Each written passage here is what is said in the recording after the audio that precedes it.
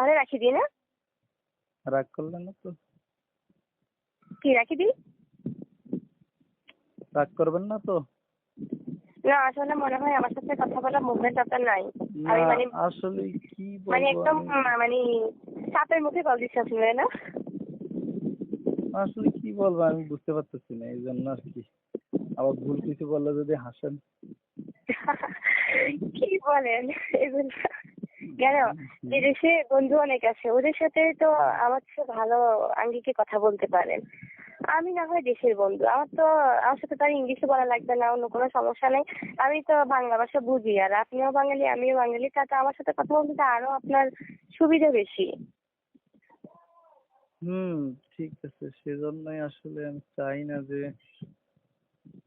আপনার সাথে আমার সম্পর্কটা অনেকদিন থাকুক বন্ধুত্বের, এই জন্য আসলে কথা বলতে বলতে যদি হঠাৎ কোনো করেন রাগ করেন, তাই বলতে চাই না। বন্ধুর সাথে করা লাগবে, friendship is the life of life, এটা জানতে হবে, বুঝতে হবে, অনুধাবন করতে হবে, আর বাস্তবে প্রয়োগ দেখাতে হবে। কি জানি, এত কিছু জানি না। কি জানেন? কি জানেন আসলে বয়স কত? আপনি কি জানেন আর?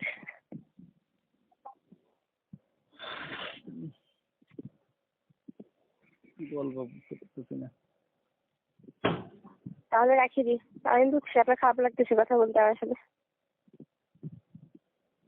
আজকে যদি রাগ করেন। না আমি আপনার সাথে কথাই বলবো না আর। আপনার সাথে কথাই তো বলবো না, কি রাগ আর করবো? কেন? না আমি তো এরকম প্ল্যান চাইনি। প্ল্যান যেটা সবসময় আমার জন্য উন্মুক্ত, আমি সবসময় সব কথা বলতে পারবো, কারণ ফ্রেন্ডশিপ তো হচ্ছে অন্যরকম, যেটাতে সব কিছু শেয়ার করা যায়। আর আপনি তো দেখতে যান তো কথাই বলতে পারতেছেন না, তাহলে আপনার সাথে আমি সম্পর্ক রাখাতেই তো আমার ভুল হবে।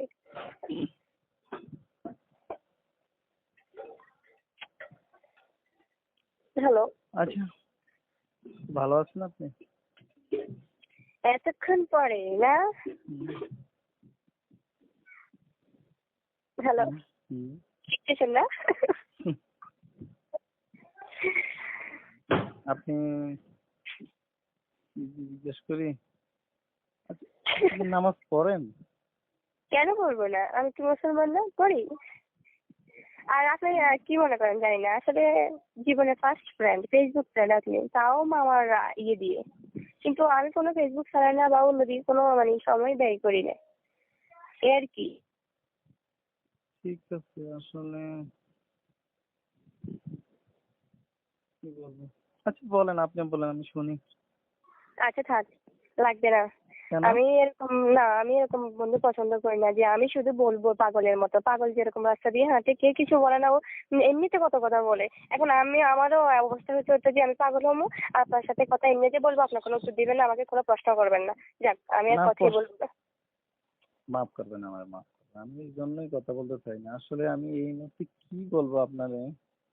কেন? আপনি এতে করতে বলতে পারতেন যে আসলে কেমন আছেন বা কিরকম, না এই অনেক কথা ছিল। দেখেন, আসলে আমি যে কলটা ধরে সালাম দিছি কিনা আমি তাও বুঝতে পারতেছি না।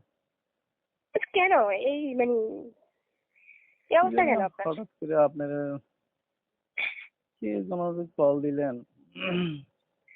আচ্ছা দেখ বাদ দেন, ওসব কথা বাদ দেন। আচ্ছা এটা আমাকে